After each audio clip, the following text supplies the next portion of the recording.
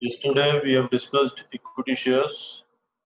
So a little bit revision we will do in the beginning, then we will proceed to preference shares. So we have discussed the meaning of equity shares, that they are the real owners of the business and they don't have any special rights regarding the payment of dividend as well as repayment of their capital. So they are the highest risk bearer of the business. They may get some return or they may not get also. If the business is earning profits and if the business is having some leftover profits after completing all its obligations, only then they will get some return on their capital. Otherwise, company is not bound to pay them any share of profit. Then we have discussed the features also. So first feature was risk bearer. So I have discussed it already that they bear the risk, every type of risk for the business. There is no maturity. It is a permanent capital of the business. It will remain invested in the business till the last of the company. However, a shareholder can exit from the company at any time, but that capital will always remain invested in the business. The investors will keep on changing. They have the voting rights. They will get dividend as the part of the profit.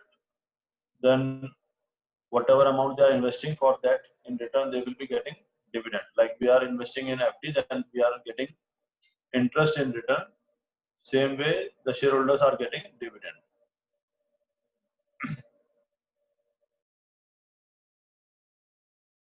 Then next feature is limited liability. So shareholders do not have any liability more than the amount of capital they are required to be paid. Okay. Like if they have purchased shares for ₹1,000, their liability is to pay ₹1,000 to the company. Their liability is limited to the extent of ₹1,000 only, not more than that.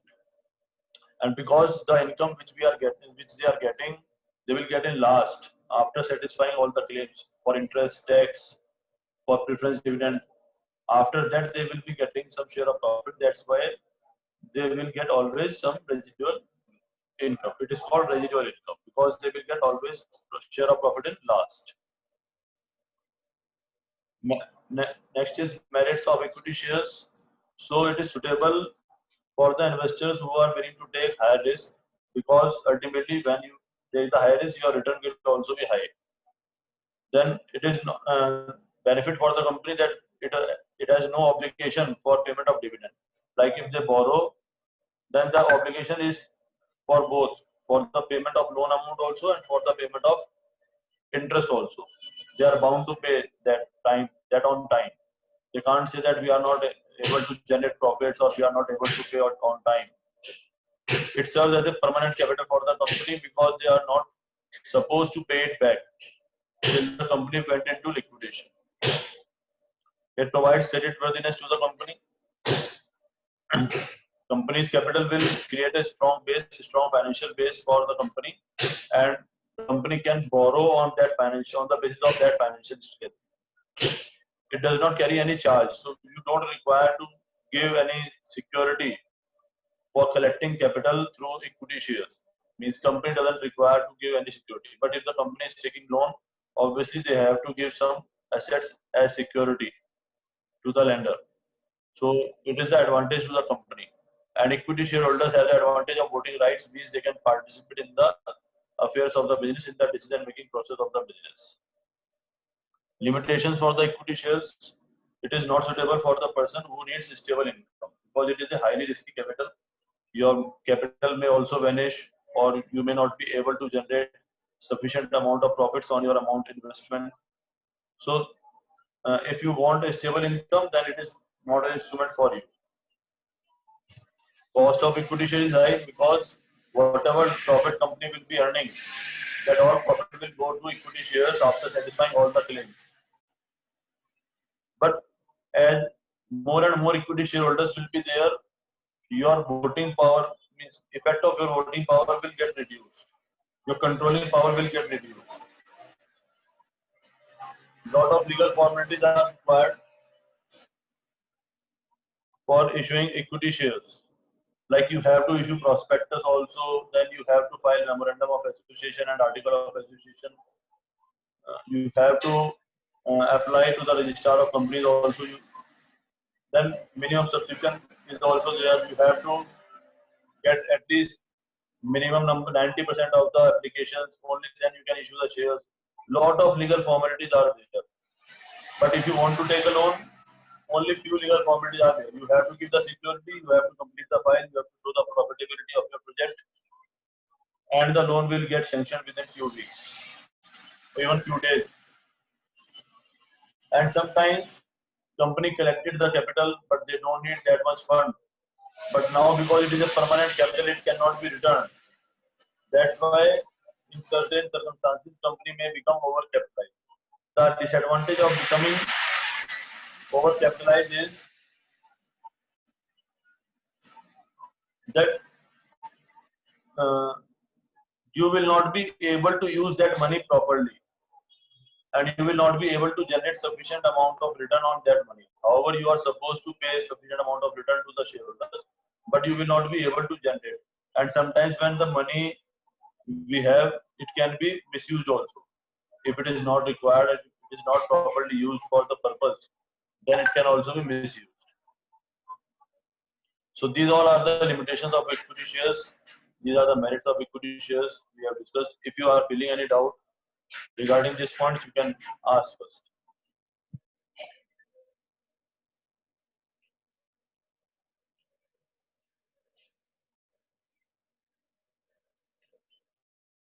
Okay, now our next topic is preference shares. So there are two types of shares. One we have done, equity shares. Then second type of shares is preference shares. So what is the meaning of preference shares? The meaning of word preference is priority.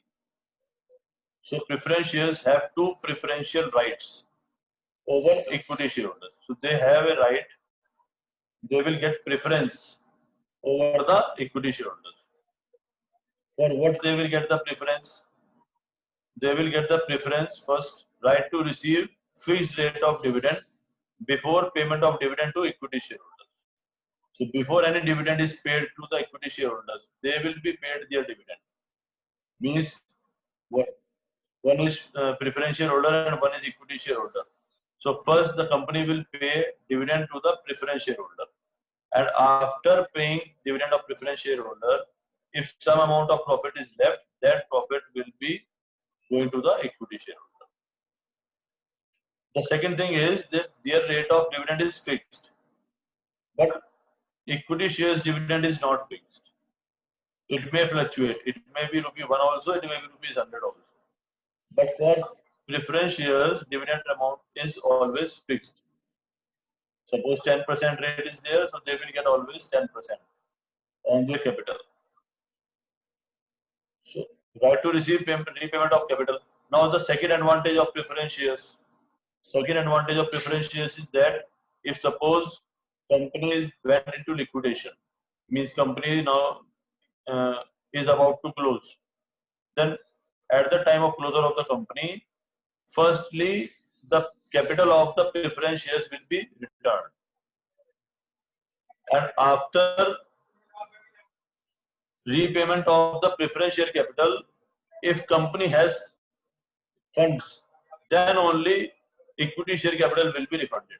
Whatever amount is there, if it is less than the capital, then the less part will be repaid. If it doesn't have any fund, nothing will be repaid. If it has more than equity capital, then all the amount which is left over after the settling of all the claims, that all will be paid to the equity shareholder. So preference shareholders are getting two preferences over the equity shares. For the payment of dividend, the dividend will be paid first, and for the repayment of their capital, their capital will also be paid first. Yes, please. So meaning of preference shares is clear.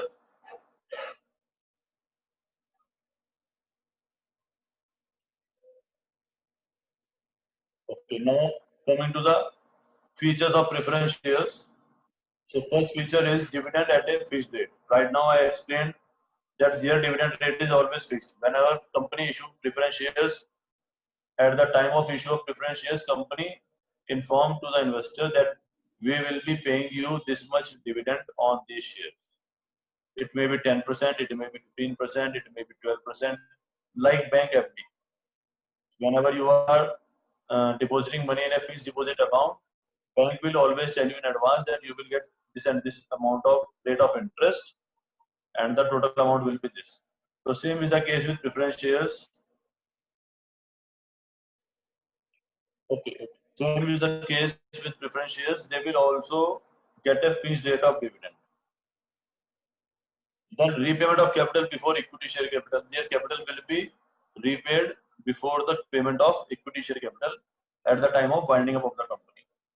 Then do not carry voting rights, because equity shareholders are the real owners of the company. Only they can participate in the decision making process of the company, because they are taking the highest risk. So preference shareholders don't have any voting rights. Issued without creating any charge on company. Then this is similar with the equity shares. It means whenever you are issuing shares, share capital is not a thing that you are borrowing. Share capital doesn't require to give any type of security to the shareholders. They are taking risk by investing money in the company. If the company is performing good, company will be able to generate good amount of profits. Their money will be safe and they will enjoy the profits also. But if somehow some wrong decision has been taken, or it is not a good company, or the management is not working efficiently and effectively, and there are no profits, in fact there are losses, then due to that losses, the whole capital will get finished, and they may be not getting anything from return from the company. See, they have a preference for getting payment before equity shareholders, but even then they don't have any surety that their capital will be repaid for sure. That is not any guarantee. Yes, please. Features of preference shares is also clear.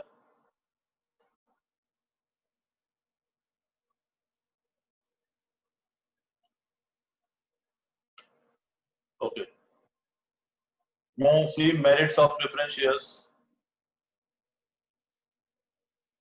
So first merit is useful for the investors who desire fixed return and safety of investment. So the investor who is looking after that, he should get a fixed return. He should be sure that what income he will be getting on this amount of investment. Who wants this safety, and who also wants safety of his investment. However, that much not safe it is, but it is safe to an extent. It is not like equity shares that is highly risky. So that's why it is suitable for this type of investor. And equity shares is suitable for the investor who wants to take high risk, who is ready to take the high risk. Then second is do not affect control of equity shares. Obviously, equity shares are the real owners of the business. So if they are issuing, companies issuing preference shares, then their controlling power doesn't dilute it. Why? Because preference shares don't have any voting rights. So that's why their decision-making power, their strength of voting, that will remain intact. That will not vanish. The third one is preferential right of repayment of capital, that we have already discussed many times, that they will be getting a right, preferential right, that their capital amount will be repaid before repayment of equity share capital. And no charge on company assets is created. So this is a benefit for the company. Third point was the benefit from the point of view of preference shareholder. Then second point is benefit for the equity share. It is a merit from the point of view of equity shareholders. Then fourth point is the benefit for the company. Company is collecting capital for its working. If the company would have been borrowing the amount, then they would have to furnish some of its assets as security to the lender. But if you are collecting capital through shares, it may be equity shares or it may be preference shares, you are not supposed to furnish any type of security. So this capital invested through equity shares or preference shares has a sort of risk, because you don't have any security from the company's side. Yes, please. Any doubt in merits? Any query in merits or features?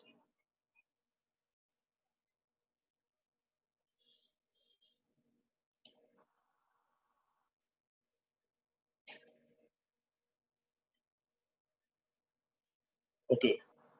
Now see limitations of preference shares. What are the drawbacks of preference shares? So it is not suitable for investors who need high returns. Obviously, you will be able to get high returns only if you are taking high risk, and for that the instrument is equity share. So it is not suitable for that investor who wants to take the high risk and wants to earn high rate of income. Then dilutes the claim of equity shareholders over company's assets. However, they do not dilute the control of equity shares, but they dilute the control over company's assets, because obviously, suppose company has a single asset, cash, and now if the company is returning capital, obviously over that cash, there is a preferential right of the preference shareholders over the equity shares. So they dilute the claim over the assets. If the assets do not belong only to equity shareholders, then the assets will also be belonging to the preference shareholders. This is the meaning of this dilute the claim of equity shareholders over company assets. Means only equity shareholders are not the owners of company assets. Preference shareholders are also the owners of company assets. No tax saving for the company on dividend distributed. Whatever this dividend is distributed to the equity share or preference share, because dividend is not a tax deductible expense.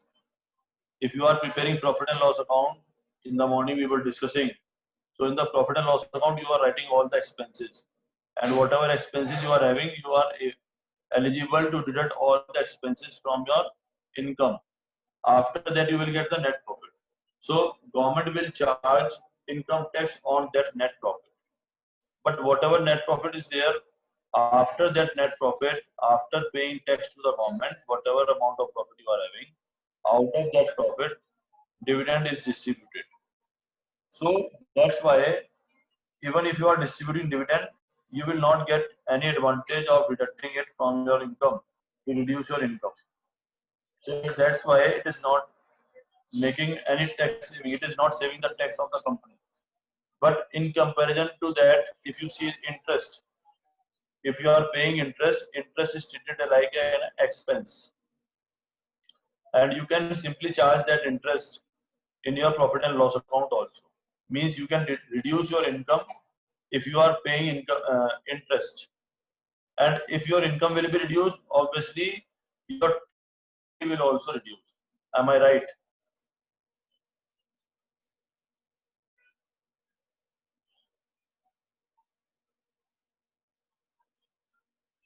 So because interest will reduce my tax liability, but dividend will not be reducing my tax liability. So that's why it is written here. It is a disadvantage of equity share as well as preference share, that even I am paying similar rate of interest, a similar rate of dividend, like I am paying on if I have taken loan, but even then this expense, this is an expense or this is a part of profit which I am distributing. I am not getting any deduction from my income, and that's why my income is not reducing. Even I am paying the dividend, and I have to pay tax also. Dividend is paid only when company earns profit. So same feature that I told you in the case of equity shares, that if company is earning profits, then only company will be paying you dividends. If company is not earning profits, then company is not bound to pay you dividends. But in case of preference shares also,